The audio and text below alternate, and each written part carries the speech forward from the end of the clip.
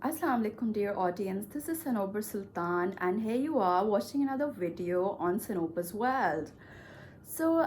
Today I will be discussing the idea of role models in the 21st century.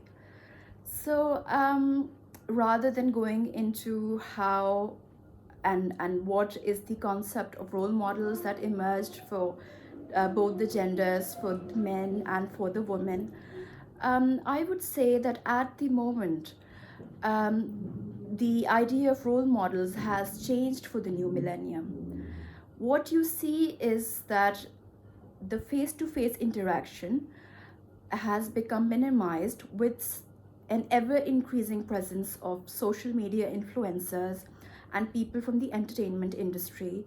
This means that what they do, how they make their living, how they spend their time is what the next generation would look up to.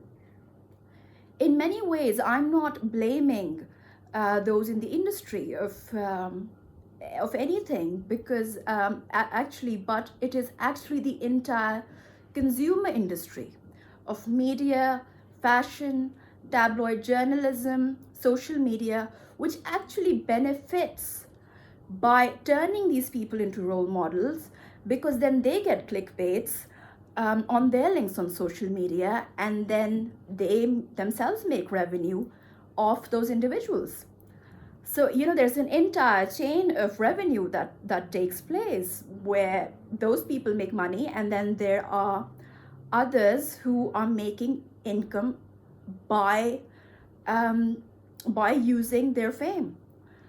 For example, I remember watching an interview at the turn of the millennium by Diane Sawyer, a famous pop star, which basically the entire premise of the interview was whether that pop star, whether she was a good role model for girls. Well, here is my question really, is who has decided that pop stars are to be role models? I mean, is it about how much airtime they receive? Is it about the mainstream media knows that to get higher ratings, they better interview these people from the showbiz? Well, in my opinion, we need to be careful about who we put up on the pedestal, because the public eye is very ruthless. It puts people on the pedestal and then it tears them down as easily as they were put on the pedestal.